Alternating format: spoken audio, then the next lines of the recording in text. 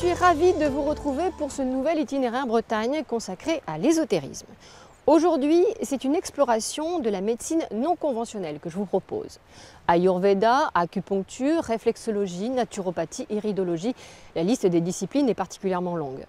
Certaines sont désormais bien reconnues en Occident, mais beaucoup restent ésotériques aux yeux des esprits cartésiens.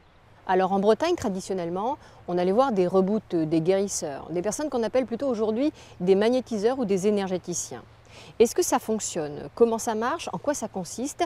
On va essayer de répondre à ces questions en compagnie d'un professionnel. Venez avec moi, il habite en ville.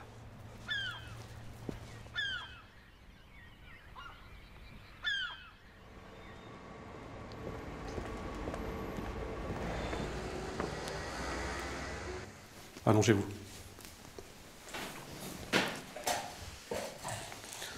Là, la première chose, c'est la prise de contact. Donc, je mets mes mains à ce niveau-là. J'essaie de ressentir un petit peu la fluidité, savoir à quel endroit il y a des blocages et à quel endroit je vais insister pour mettre de l'énergie. Et ensuite, je vais aller à différents endroits, à différents étages. Alors, ce qui est important quand on parle de fluidité, c'est qu'ici, il y a un axe qu'on appelle l'axe cosmotellurique, où il y a différents centres d'énergie qui sont situés à différents endroits. Si à cet endroit-là, je sens une perturbation, je vais insister pour rééquilibrer, pour permettre en fin de compte que les organes aient l'énergie qu'il leur faut pour fonctionner correctement. Et après, disperser cette énergie pour permettre en fin de compte que ce soit harmonieux et par des passes qui vont se faire à quelques centimètres du corps. Mais comment vous pouvez me prouver que j'ai un corps énergétique? Alors je vais vous prouver que vous avez un corps énergétique.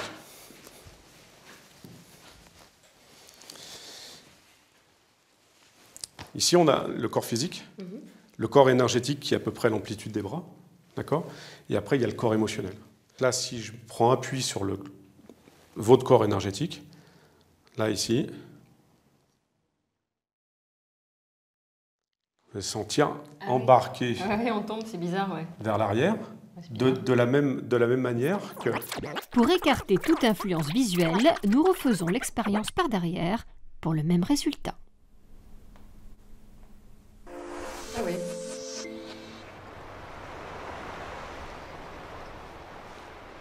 La médecine conventionnelle en France, qui est surtout basée sur la chimie, est plutôt réticente à ce genre de pratique qui nous parle d'énergie. Cependant, de plus en plus de chercheurs et de médecins s'intéressent à cette vision plus globale de l'être humain.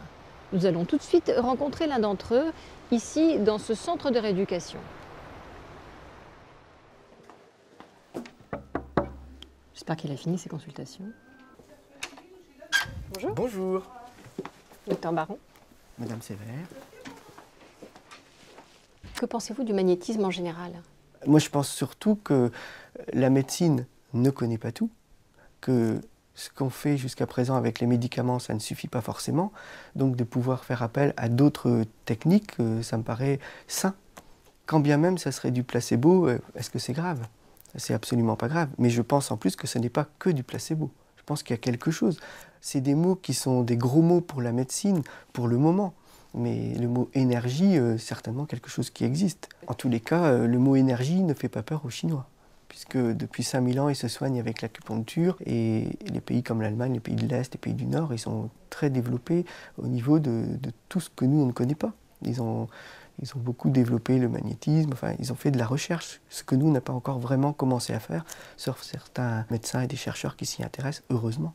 Et puis quand je vois les travaux du professeur Montagnier, qui a eu un prix Nobel, je me rends bien compte que lui aussi, il est intéressé par des nouveaux traitements pour des maladies comme la maladie de Parkinson, la maladie d'Alzheimer, avec des ondes, traitement par des ondes.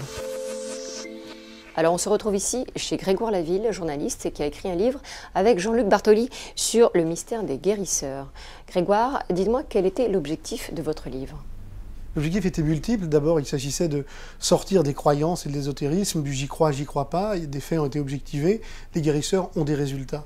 Vous avez interviewé des chercheurs, des scientifiques. Quelles sont leurs hypothèses sur le magnétisme? Alors, plusieurs hypothèses se détachent. On a parlé de l'électromagnétisme, qui dit que des champs électromagnétiques nous entourent et au fond, génèrent de l'énergie. Le guérisseur pourrait agir sur ces champs électromagnétiques. La physique quantique est aussi beaucoup évoqué aujourd'hui. Pour résumer, la physique quantique nous dit que les particules à l'état microscopique, à l'état de quanta, agissent différemment qu'à l'état macroscopique. Et surtout, elles ont un comportement différent lorsqu'elles sont observées ou mesurées. Donc on pourrait penser que les guérisseurs agissent sur la matière et sur les particules à l'état microscopique, avec leur conscience probablement. Au fond, c'est le grand mystère probablement du XXIe siècle. Qu'est-ce que la conscience? Personne ne peut dire ce qu'est la conscience. Est-ce qu'elle est produite par le cerveau comme les sucs gastriques par l'estomac? Plus on avance, et des thèses sortent maintenant qui parlent d'une conscience non locale. En tous les cas, on voit qu'il y a encore beaucoup de questions sans réponse. Merci Grégoire. Alors on arrive enfin à notre séquence de l'INA. Vous allez voir œuvrer un guérisseur.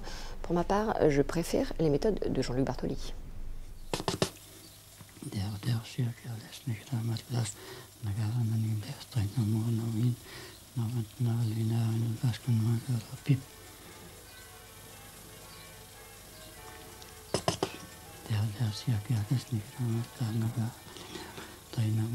Ah, salut Paslui. Mara Söganer.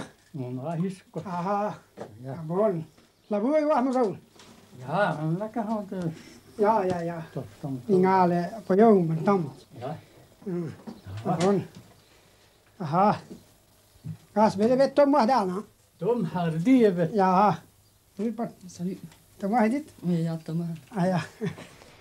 Vous savez qu'auparavant, les médecins chinois se faisaient payer tant que leurs patients restaient en bonne santé, car lorsqu'ils tombaient malades, c'était considéré comme un échec, un système totalement opposé au nôtre.